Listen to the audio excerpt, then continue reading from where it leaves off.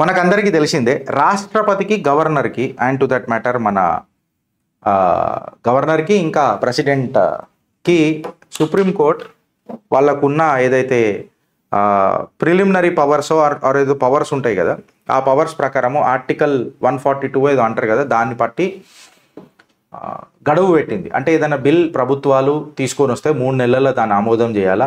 Of course ఏదైనా మళ్ళీ return పంపించింది ఏదన్నా మళ్ళీ పంపిస్తే గవర్నర్ దగ్గర కానీ ప్రెసిడెంట్ దగ్గర కానీ 1 మంత్లో దాన్ని ఆమోదం చేయాలని చెప్పి ప్రెసిడెంట్ ఆఫ్ ఇండియాకే సుప్రీంకోర్టు గైడ్ లైన్స్ పంపించింది. అయితే ఇప్పుడు పాపం గవాయి గారు ఎవరైతే ప్రమాణ స్వీకారం చేసిర్రో ఆయనకు చాలా ఇరికాటంలో పెట్టారు. నిజంగా చెప్పాలంటే మా ఈ లార్డ్లకే ఇలా ఒక పెద్ద క్వశ్చన్ అయిపోయింది మీ లార్డ్ అని అన్నట్టు. అంటే ఈ మాట ఎందుకు అనాల్సి వస్తుంది అని అంటే, చీఫ్ జస్టిస్ ఆఫ్ ఇండియాని అపాయింట్ చేసేదే మహామహిం ప్రెసిడెంట్ గారు.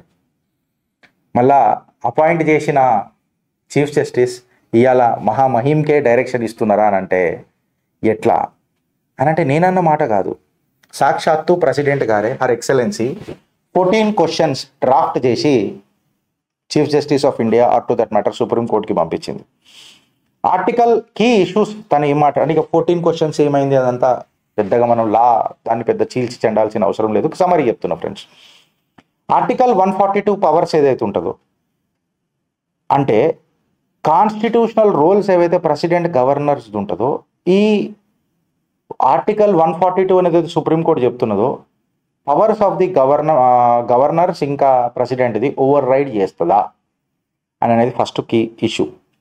సెకండ్ ఏందనంటే గవర్నమెంట్స్ ఏవైతే ఉన్నాయో కోర్ట్స్ ఏవైతే ఉన్నాయో స్టేట్ గవర్నమెంట్స్ ఏవైతే ఉన్నాయో కోర్టులను మధ్యలో పెట్టి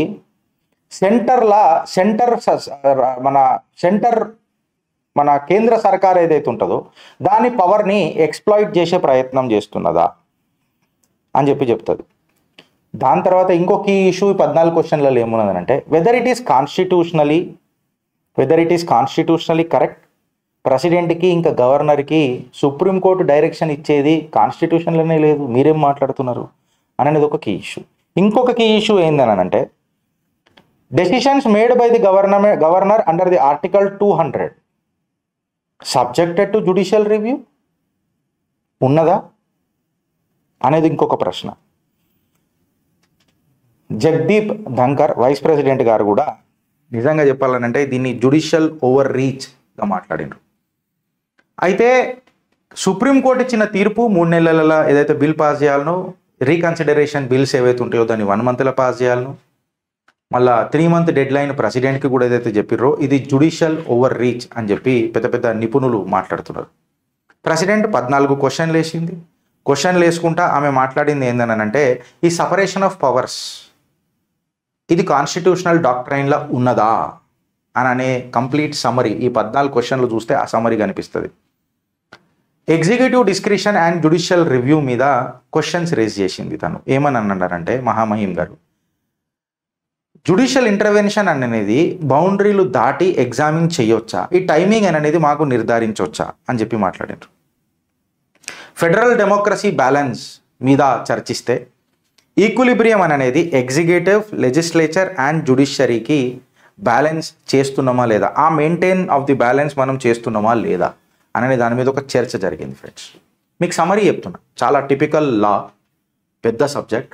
సో దాన్ని చాలా సంక్షిప్తంగా చెప్పడానికి ప్రయత్నం చేసిన. ఎవరైనా లాయర్లు ఉంటే నన్ను క్షమించండి తప్పు చెప్తే, బట్ ఆబ్వియస్గా మేము అన్ని 14 పాయింట్లు డిసైడ్ చేయాల్సిన అవసరం లేదు. And moreover if any good lawyer ఎవరైనా ఉన్నారు అని అంటే దీని మీద చర్చిస్తానంటే కూడా you are welcome to Chitragupt.